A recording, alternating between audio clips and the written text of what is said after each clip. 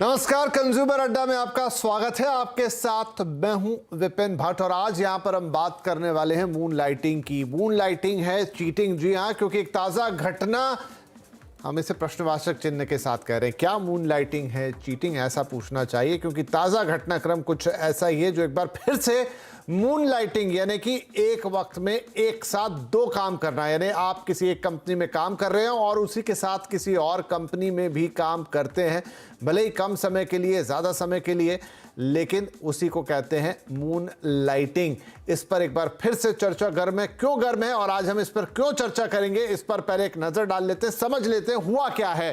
तो moon lighting को लेकर जो ताज़ा घटना है वो ये है कि विप्रो के चेयरमैन निषाद प्रेम जी एक सेमिनार में थे और उन्होंने कहा कि ये जो मून लाइटिंग है ये गलत है और 300 कर्मचारी उन्होंने ऐसे पाए अपनी कंपनी में पिछले कुछ दिनों में जो मून लाइटिंग कर रहे थे और जिसके बारे में कंपनी को पता नहीं था। मतलब वो विप्रो के लिए तो काम कर रहे थे लेकिन उसकी प्रतिद्वंदी कंपनी के लिए भी काम कर रहे थे बिना कंपनी को बताए, और उन 300 कर्मचारियों को कंपनी से निकाल दिया गया बिना नोटिस दिए हुए।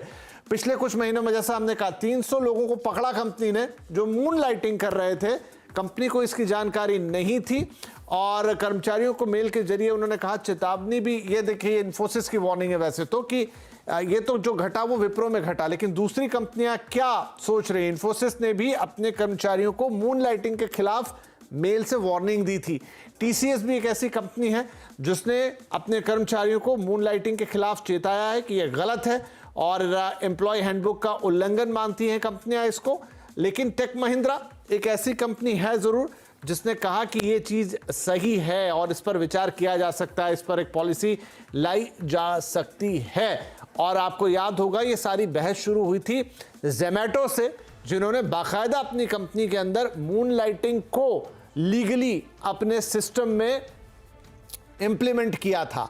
और उसके बाद से हमने देखा खासतौर पे जो आईटी कंपनीज है, क्योंकि ये चलन वहां पे काफी पाया गया उनमें, क्योंकि काफी सारे लोग वर्क फ्रॉम होम करते थे और उस दौरान उन्होंने कुछ दूसरी कंपनियों के भी काम शुरू किए। तो अब शायद चर्चा वहां आ गई कि वो बारीक लाइन क्या होगी मून लाइटिंग के बीच और कुछ और काम करने के बीच, और क्या ये एथिकली सच में गलत है। अजीम, माफ कीजिए, निषाद प्रेम जी ने पहले भी कहा था कि ये चीटिंग है और कल उन्होंने ये कहा कि ये कंपनी की निष्ठा के साथ खिलवाड़ है, आप निष्ठावान नहीं है कंपनी के लिए। इन्हें कुल मिला के वो गलत मानते हैं और आखिरकार 300 लोग विप्रो से सिर्फ इसी कारण से निकाल दिए गए। तो चलिए इस चर्चा को आज एक बार फिर करते हैं। मून लाइटिंग पर क्या है लोगों की राय, क्या इसे होना चाहिए, क्या ये सही है या फिर इसमें कुछ एथिकल इश्यूज है। हमारे साथ जुड़ रहे हैं इमेज गुरु और परफेक्ट रिलेशंस के को-फाउंडर दिलीप चेरियन, नीति आयोग में मेंटर ऑफ चेंज और कनेक्ट ग्लोबल के एमडी कौस्तुभ सोनालकर और टीएसएससी के सीईओ अरविंद बाली साहब। आप सभी का बहुत बहुत स्वागत है। चेरियन साहब, हम आपसे ही शुरुआत करते हैं। और जैसा मैंने कहा, ताज़ा मामला है विप्रो का, जहां पर 300 लोगों को सिर्फ इसलिए निकाला गया क्योंकि वो मून लाइटिंग करते हुए पकड़े हुए पाए गए। विप्रो के चेयरमैन पहले भी कह चुके थे कि यह गलत है और कंपनी के साथ आप ऐसा नहीं कर सकते कि आप उस कंपनी के प्रतिद्वंदी के लिए भी काम करें और कंपनी जाने ही ना। आपका क्या कहना है, क्या मून लाइटिंग एक गलत चीज है और इसे बढ़ावा नहीं देना चाहिए?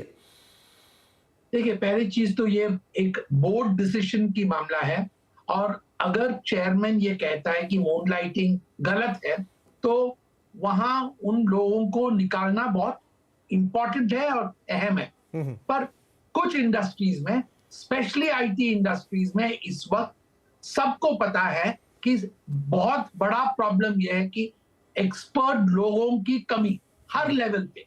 और इस संदर्भ में अगर आप 300 लोगों को निकाल देते हैं, उनको और कहीं नौकरी मिलने में कोई मुश्किल नहीं होगा।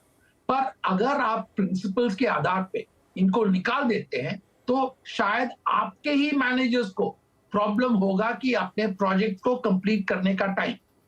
दूसरी बात यह है कि अगर आप कॉम्पिटिटर के साथ काम कर रहे हैं तो मैं मानता हूं ये निकालना उचित है, पर यह भी आपको याद रखना होगा कि जब भी कोई एम्प्लॉय मूनलाइट करता है तो वो शायद अपने कंपनी के कुछ इंपॉर्टेंट कोड्स या सेगमेंट ऑफ कोड्स ये ले जाके वहां भी लगा के काम करते हैं अपने शॉर्टकट के लिए। तो इसमें आपको कॉम्पिटिटिव डिसएडवांटेज हो सकता है। तो एक तरफ है कि आपके एम्प्लॉइज ना रहने पे आपका कॉम्पिटिटिवनेस कम होता है, पर आपके कोड जो कोई और जगह भी इस्तेमाल हो रहा है उससे आपको नुकसान भी हो सकता है। तो मेरा मानना यह है कि ऐसा डिसीजन टॉप बोर्ड लेवल पे ही लिया जाए और वहां पे कंपनी को डिसाइड करना उचित होगा। ठीक है, तो अरविंद बाली साहब, आज नहीं तो कल शायद वो शॉर्टेज ऑफ एम्प्लॉइज पूरी हो जाएगी, लेकिन क्या मैं सिर्फ उसके लिए कंपनी में मून लाइटिंग को अलाउ करूं? देखिए, मेरे ख्याल से शायद ये अलग अलग इंडस्ट्री में अलग अलग तरह। जोमेटो जब वो कहते हैं तो उनके पास एक बहुत डिफरेंट टाइप की वर्कफोर्स है।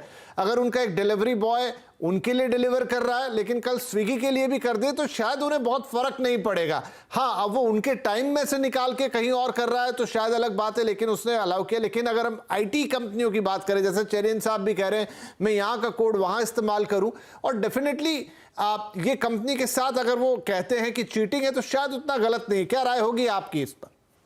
देखो, सबसे पहली चीज जो हमें समझनी है वो ये है कि जो हम मूनलाइटिंग की बात कर रहे हैं वो हम कंपनी के रेगुलर एम्प्लॉयज से रिलेटेड बात कर रहे हैं।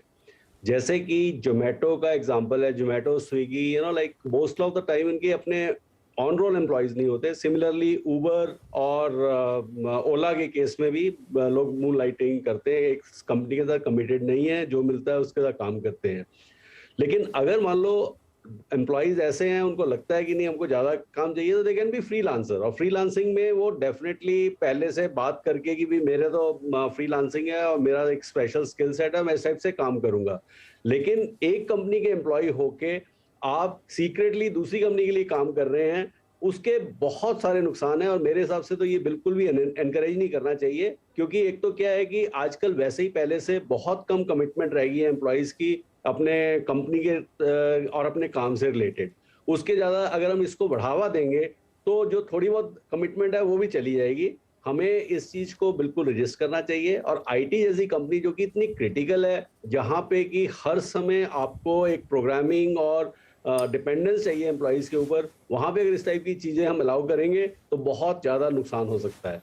और आईटी इसलिए ज्यादा चर्चा में है क्योंकि आईटी जब से वर्क फ्रॉम होम हुआ है, उस केस में क्या हो गया कि वो कंट्रोल खत्म हो गए। पहले क्या था कि सारा ऑफिस का एनवायरनमेंट होता था, वहां पे चेक्स एंड बैलेंसेस थे, लेकिन वर्क फ्रॉम होम में एक अपॉर्चुनिटी मिल गई तो इसलिए वो करने लग गए। तो मेरे हिसाब से तो इसको पूरी तरह से रजिस्ट करना चाहिए। जी, कौस्तुभ साहब, इसका एक एथिकल एंगल तो है ही, इसका एक इकोनॉमिकल एंगल भी है। जैसे अगर हम ओला उबर की बात करें या जोमेटो स्विगी की बात करें, समझ में आता है जिन लोगों को अलाउ किया गया उनकी अर्निंग बहुत ज़्यादा है नहीं, स्ट्रगल करते हैं वो लोग। लेकिन आईटी एम्प्लॉयज़, वहाँ तो मुझे नहीं लगता पैसों की ऐसी कोई कमी होती है, नंबर वन।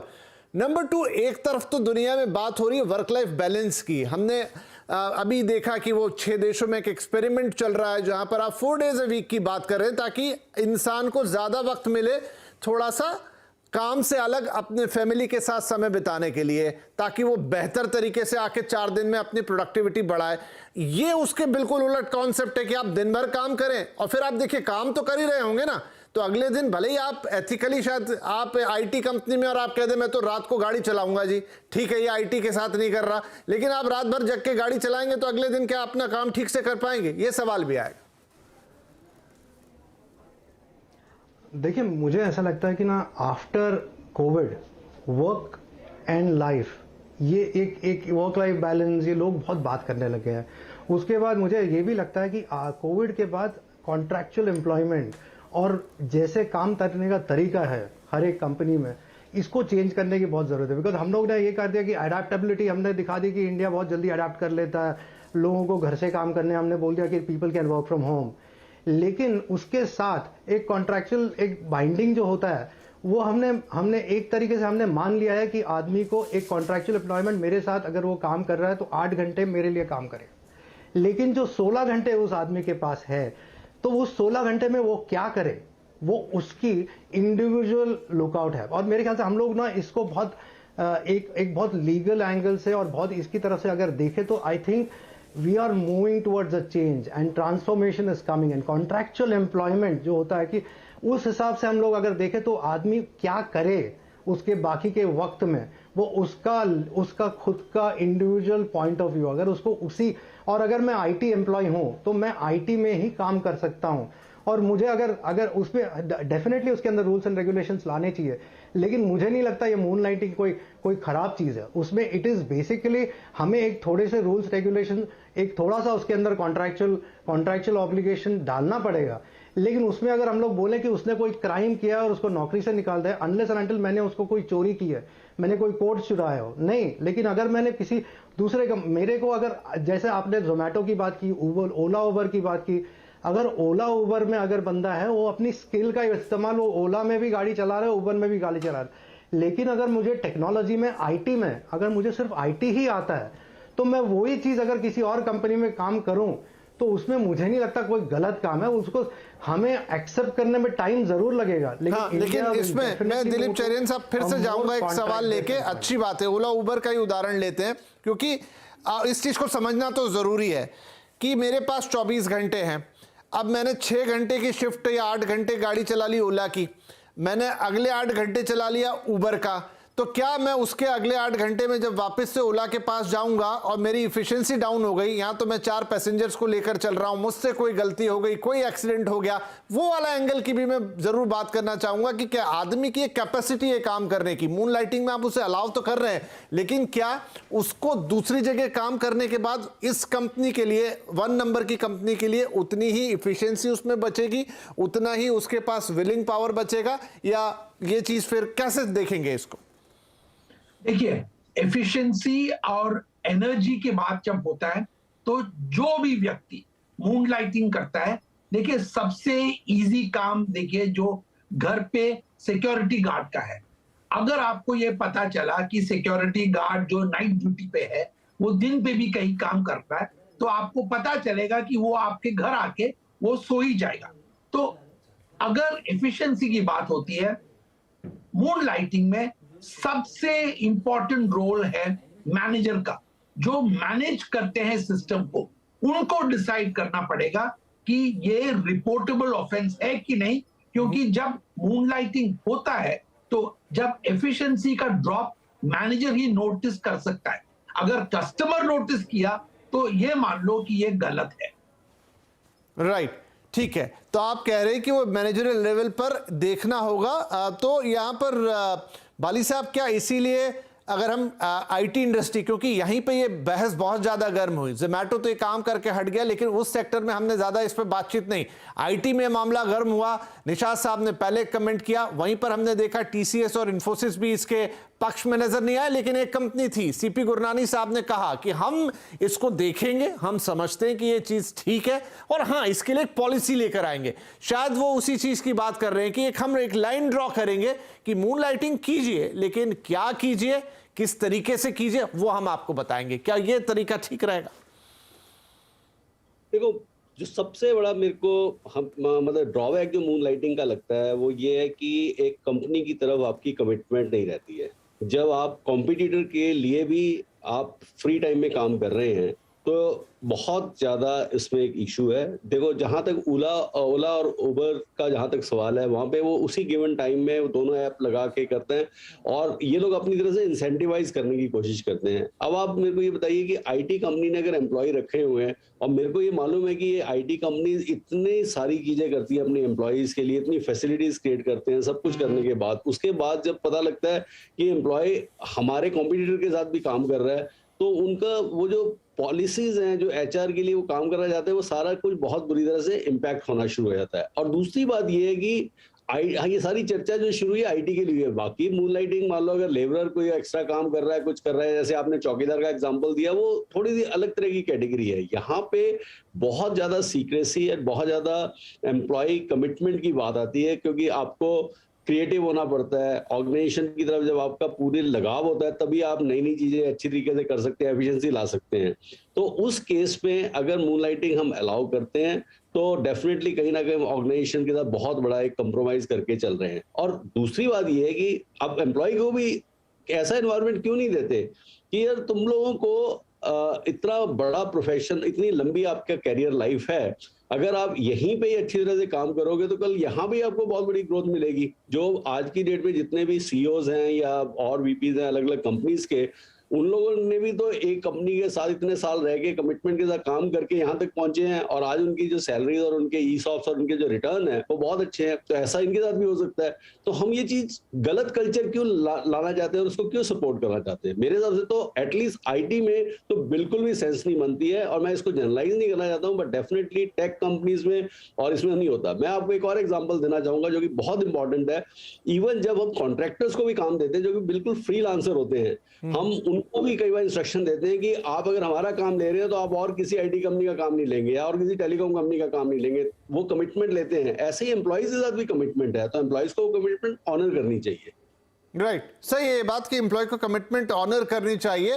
तो ये बहस शायद बड़ी बारीक सी बहस है। ये क्या सेक्टर स्पेसिफिक हो सकता है, ये किसी वर्क स्पेसिफिक हो सकता है, या इसे आप ब्लैंकेट एक ओवरऑल इंडस्ट्री पे लागू कर सकते हैं, ये थोड़ा रहेगा। और शायद अगर आप लागू करते भी हैं तो फिर वो मानदंड आपको तय करने पड़ेंगे कि किसको आप सही मानेंगे और किसको आप गलत मानेंगे।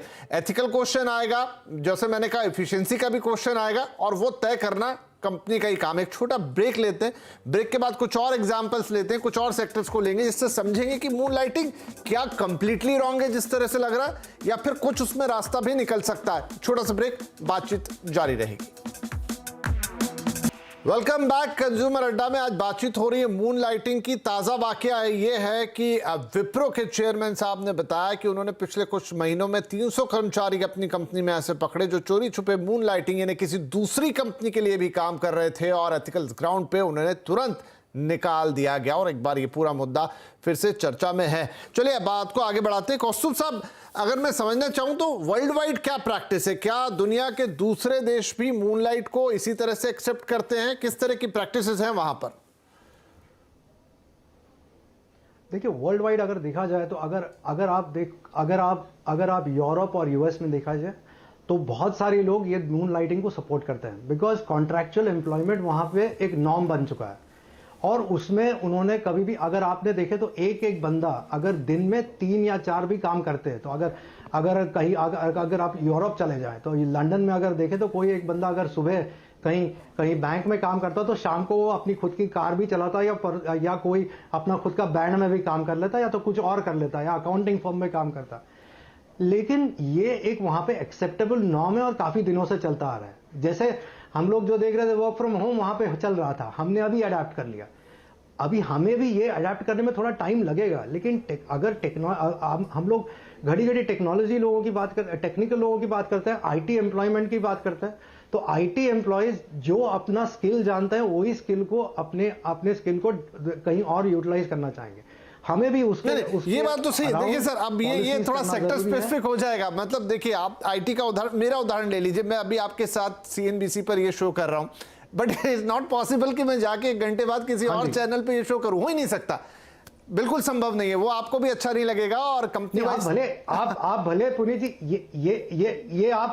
ये शो आप किसी और चैनल पे ना करें, लेकिन आप कोई और शो किसी और चैनल में जरूर कर सकते हैं, और ये आगे चल के तो होना ही चाहिए।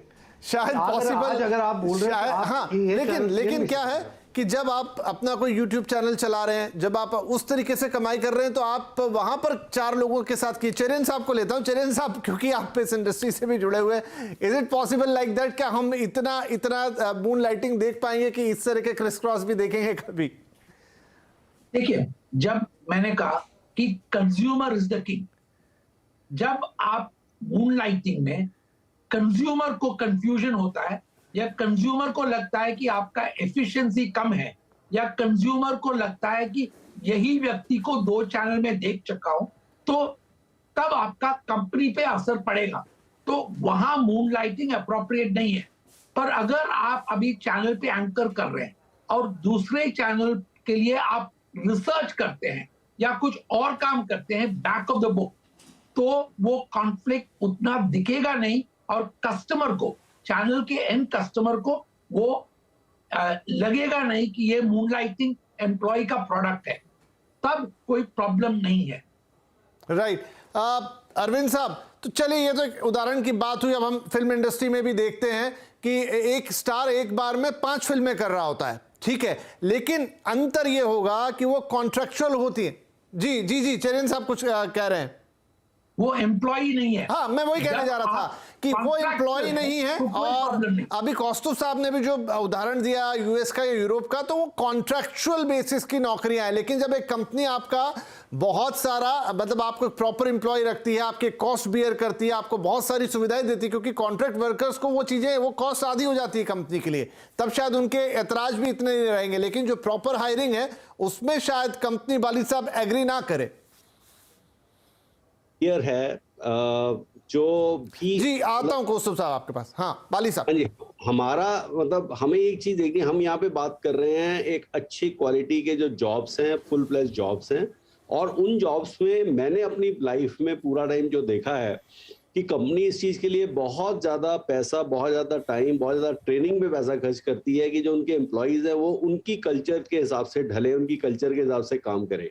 जैसे टेलीकॉम में एयरटेल या जियो, लाइक ये अलग अलग रिलीजन की तरह कंपनियां चलाते हैं। मतलब इनको एक अपना एक काम करने का तरीका है, फिलॉसफी है, राइट। अगर ऐसा होने लगे कि एयरटेल का सेल्स का आदमी मॉर्निंग में एयरटेल के सिम भेज रहा है और शाम को जियो के सिम भेज रहा है, वो एक्सेप्टेबल नहीं हो सकता है। ऐसे ही ये कोडिंग का काम भी जो है ये बहुत ज्यादा सुपर स्पेशलिस्ट काम है, और ये काम को देना, मुझे लगता है ज्यादातर जगहों पर आपको इसी तरह की दिक्कत होगी जहां आप एक स्पेशलाइज काम कर रहे हैं और कंपनी चाहेगी कि आप उसी के लिए करें। कौस्तुभ साहब आप कुछ कहना चाह रहे थे, लेकिन क्विकली, समय बहुत कम रह गया। नहीं, मैं ये कह रहा हूं कि employment is finally an employment contract, और आप उस बंदे का 8 घंटा वो कॉन्ट्रैक्ट में आप उसको बाइंडिंग कर रहे हो, उसके बाद उसने वो 8 घंटे आपके लिए डेडिकेटेडली फुल ऑफ इंटीग्रिटी काम करना चाहिए, विच इज अ गिवन। लेकिन हमें ये लेके चलना है कि आगे जाके ये नॉर्म्स चेंज होने वाली है, हमें उस हिसाब से चेंज होना बहुत जरूरी है। क्योंकि अगर हम लोग नहीं होंगे, और आईटी का बंदा है तो, और या तो टेलीकॉम का बंदा है, या तो रिटेल का बंदा है, या तो मीडिया का बंदा है, he or she will have only that quality। और वो कॉन्ट्रैक्ट हमें कल एम्प्लॉयमेंट कॉन्ट्रैक्ट कहते हैं, एम्प्लॉयमेंट बाइंडिंग नहीं कहते कभी उसको। हम बाइंड नहीं करते किसी को 24 घंटे, हम उसे सिर्फ 8 घंटे बाइंड करते हैं। ठीक है, अब देखिए, जी जी क्विकली सर। इंपॉर्टेंट जो पॉइंट है, हर समय हर एम्प्लॉइज के ऊपर एक्सपाइंड नहीं कर सकते, राइट। अगर मान लो एक ऐसा कल्चर आप अलाउ करते हैं, और हर समय आप कैसे चेक कर सकते हैं कि आदमी इस कंपनी का कोडिंग पे काम कर रहा है, उस पे काम कर रहा है, इधर की चीज उधर लेके जा रहा है, उधर की चीज इधर लेके जा रहा है। तो इसलिए आई थिंक ये चीज जो है, ठीक है सर, अगर मेरा क्योंकि समय समाप्त हो गया, लेकिन देखिए दोनों तरफ काफी वैलिड पॉइंट्स हैं कि एक तरफ एथिकल मामला है, कंपनी के कल्चर का मामला है, कंपनी की सिक्रेसी का मामला है, वो है। दूसरी तरफ हम एम्प्लॉय के साइड से भी देख रहे हैं कि ठीक है, उसको वो हक है कि वो अपनी क्षमताओं के अनुसार, अपने स्किल सेट के अनुसार काम करे, लेकिन वो फाइन लाइन कहीं तो ड्रॉ करनी पड़ेगी। अच्छी बात यह है कि इस पर चर्चा हो रही है, अच्छी बात यह है कि हम इस पर बातचीत कर रहे हैं, अच्छी बात है कि कुछ कंपनी इसके सपोर्ट में है, कुछ इसे नहीं मान रही है, हमने सैकिंग भी होती हुई देखी। बट हाँ, अब इसको क्या करना है आगे चल के, आई थिंक इंडस्ट्री ही इसके कुछ रूल्स एंड रेगुलेशन बनाएगी। और जैसा कह रहे हैं दुनिया में प्रिवेलिंग है अब काइंड ऑफ कॉन्ट्रैक्ट, हम नया लेबर कोड भी आता हुआ देख रहे हैं, क्या वो आगे इस पर कुछ और रोशनी डालेगा? क्या सरकार इसमें कुछ रूल्स एंड रेगुलेशन लेकर आती है, इंडस्ट्रीज को आगे कैसे लेती है, और अलग अलग सेक्टर्स इसे कैसे अपनाते हैं? शायद थोड़ा वक्त और निकलेगा, क्योंकि ये चर्चा बस अभी शुरू हुई है, तो और क्लैरिटी आएगी। लेकिन फिर भी आज आप तीनों ने बहुत अच्छी बातचीत की है, बहुत अच्छा लगा। आई थिंक दर्शकों को भी सुन के काफी मजा आया होगा, और एक क्लैरिटी, एक थॉट की यहां जरूर बनती हुई दिखाई देगी मून लाइटिंग के ऊपर। बहुत शुक्रिया आप सभी का इस कार्यक्रम में शामिल होने के लिए। नमस्कार।